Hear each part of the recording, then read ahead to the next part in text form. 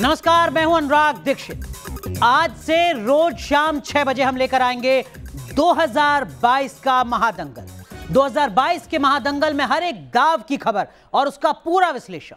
तो आज से 3 अहम खबरें आज की क्या हैं वो सबसे पहले आपको बताते हैं। एक, यूपी विधानसभा में डिप्टी स्पीकर के तौर पर नितिन अग्रवाल का चुना जाना। दूसरा, बीजेपी का कुशीनगर प्लान के तहत विकास के एजेंडे को धार देना। और तीसरा, आगामी विधानसभा चुनाव के मद्देनजर दिल्ली में बीजेपी की अहम बैठक। आपको ये खबरें और इसका विश्लेषण तफसील से बताएंगे, लेकिन पहले नजर महादंगल सुपरफास्ट पर। मिशन 2022 को लेकर बीजेपी ने कसी कमर। दिल्ली में नड्डा की अध्यक्षता में राष्ट्रीय पदाधिकारियों की बैठक। 5 राज्यों में होने वाले चुनावों पर मंथन। यूपी विधानसभा उपाध्यक्ष के चुनाव में बीजेपी की बम्पर जीत। नितिन अग्रवाल बने यूपी विधानसभा के उपाध्यक्ष। सीएम योगी ने दी बधाई।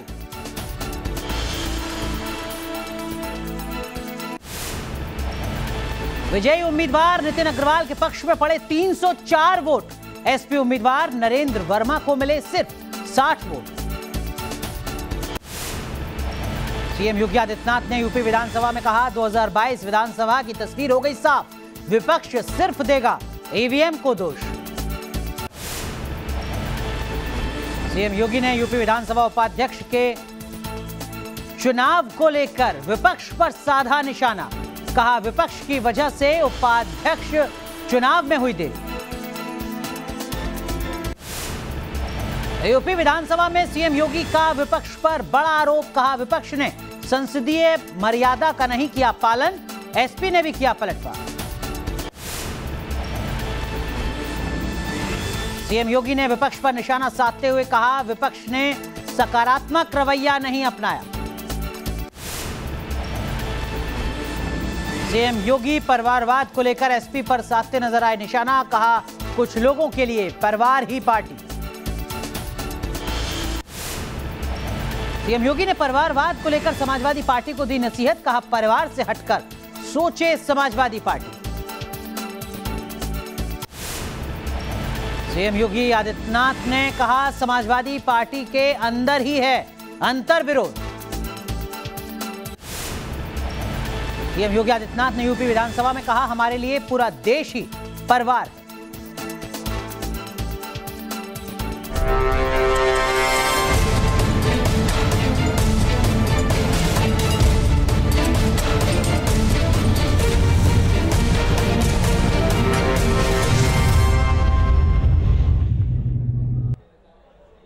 तो आज की सबसे अहम खबर है यूपी विधानसभा डिप्टी स्पीकर का चुनाव। आखिर क्या वजह है कि यूपी में करीब 37 साल बाद डिप्टी स्पीकर के चुनाव करने की नौबत आई। चुनावी दौर में जब हर एक राजनीतिक घटना किसी पार्टी की पॉलिटिकल स्ट्रेटेजी का हिस्सा होती है, तो क्या डिप्टी स्पीकर का चुनाव भी ऐसी ही किसी रणनीति का हिस्सा है? तो सबसे पहले नजर इसी बड़ी खबर पर।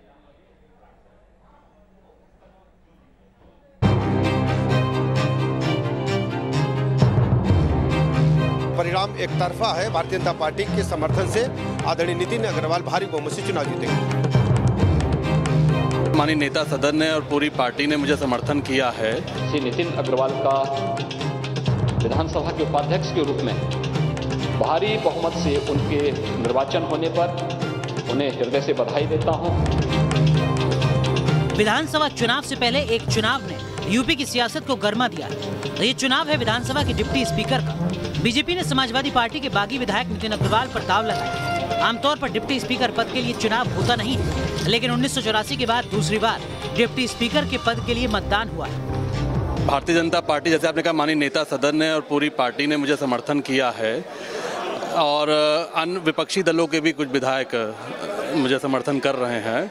तो ये तो अभी चुनाव जब होगा और जब वोट खुलेंगे तो आपको खुद ही पता लग जाएगा कितने माननीय सदस्यों ने समर्थन किया है। आज यहाँ पर श्री नितिन अग्रवाल का विधानसभा के उपाध्यक्ष के रूप में निर्वाचन इस बात को साबित करता है। मैं एक बार फिर से अपने विधानमंडल दल की ओर से श्री नितिन अग्रवाल जी के उपाध्यक्ष निर्वाचित होने पर बड़ी भारी मतों से 304 मत उनको प्राप्त हुए हैं।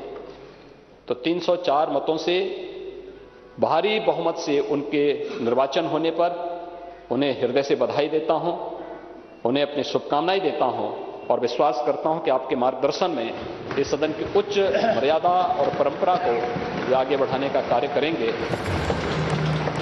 दरअसल विधानसभा चुनाव से पहले डिप्टी स्पीकर के चुनाव के जरिए बीजेपी एक विजय के मूवमेंट को बनाना चाहती है ताकि बीजेपी की विजय पर परसेप्शन जनता के बीच बने। वहीं डिप्टी स्पीकर के पद पर नितिन अग्रवाल पर दाव लगाने को बीजेपी की माइक्रो लेवल स्ट्रेटेजी का हिस्सा माना जा रहा है। यूपी में 2% वैश्य आबादी है, वैश्य वोट को साधने की कोशिश है। इसके अलावा ओबीसी जातियों को संगठित करने की कोशिश भी कर रही है। जाहिर है ये बीजेपी की माइक्रो लेवल प्लानिंग का हिस्सा है। आप देख रहे हैं कि बड़ी संख्या में माननीय विधायकगण यहाँ इकट्ठा हैं और परिणाम एक तरफा है। भारतीय जनता पार्टी के समर्थन से आदरणीय नितिन अग्रवाल भारी बहुमत से चुनाव जीतेंगे। चुनावी दौर में हर छोटा कदम भी बड़े परिणामों का हिस्सा बन सकता है। फिर यहाँ तो मसला डिप्टी स्पीकर के अहम पद के चुनाव का है। जाहिर है चुनाव से पहले बीजेपी के इस कदम से निकलता मैसेज बड़ा है, खासकर 2022 के महादंगल में माइक्रो लेवल पर जातीय समीकरणों को सिद्ध करने और अलग अलग जातियों को जोड़े रखने को लेकर। Chief news nation. चलिए सीधा रुख करते हैं लखनऊ का। हमारे सहयोगी आलोक पांडे हमारे साथ जुड़ चुके हैं। आलोक, डिप्टी स्पीकर के चुनाव के नतीजों के आधार पर उत्तर प्रदेश के मुख्यमंत्री योगी आदित्यनाथ ये क्यों कह रहे हैं कि ये 2022 की झलक है?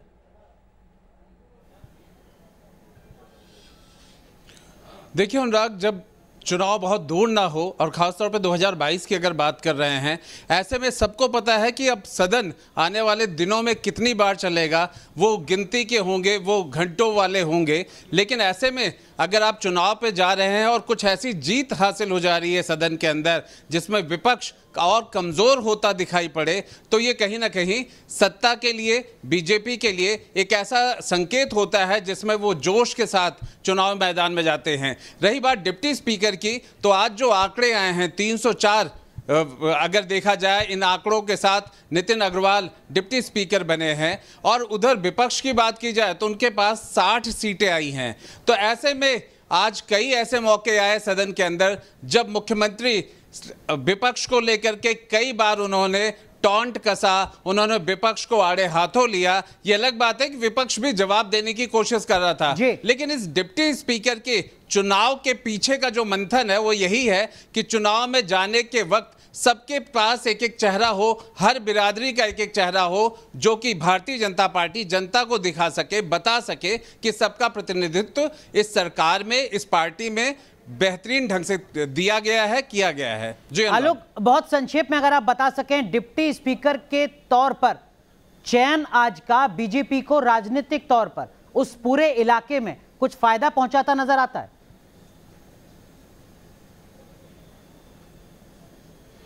देखिए अनुराग, राजनीति में हर कदम कुछ ना कुछ फायदा देता है और किसी न किसी को घाटा देता है। नफा नुकसान की कहानी हमेशा रहती है।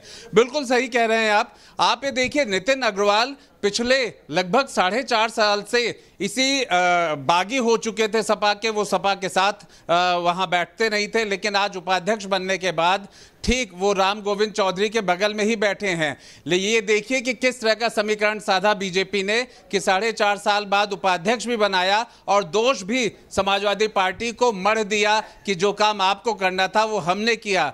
हरदोई की बात करें और अगर वैश्य समुदाय की बात करें तो सब जानते हैं कि नितिन अग्रवाल के जो पिता हैं नरेश अग्रवाल, उनका अच्छा खासा दबदबा है, वैश्य समाज में उनका दबदबा है। एक बड़ी संख्या में कई संगठन है जहां पर वैश्य समाज के वो सदस्य हैं, तो प्रभाव करते हैं। ऐसे में इस तरह के और हरदोई शाहजहांपुर के आसपास की पूरी बेल्ट नितिन अग्रवाल के साथ उनके पिता का चेहरा, तो बहुत सारे पहलू हैं जो बीजेपी के पक्ष में जाते हैं। बहुत बहुत शुक्रिया आलोक पांडे जुड़ने के लिए आपका। 2022 के इस महादंगल में बेहद रोचक मुकाबलों की तस्वीर देखने को मिलेगी, ये तय है, क्योंकि दाव अब लगाए जाने शुरू हो चुके हैं।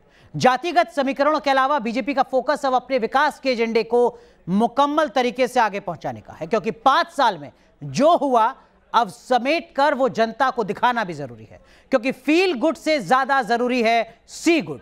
खासतौर से पूर्वांचल में विकास की तस्वीर को पीएम मोदी के दौरे के साथ और मजबूत तरीके से रखने की कोशिश है।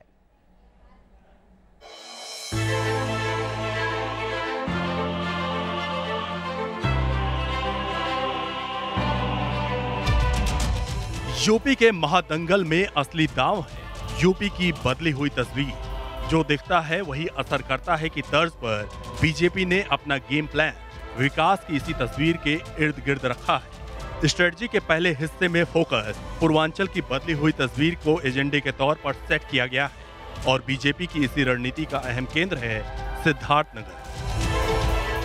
पीएम मोदी 25 अक्टूबर को सिद्धार्थनगर के दौरे पर रहेंगे।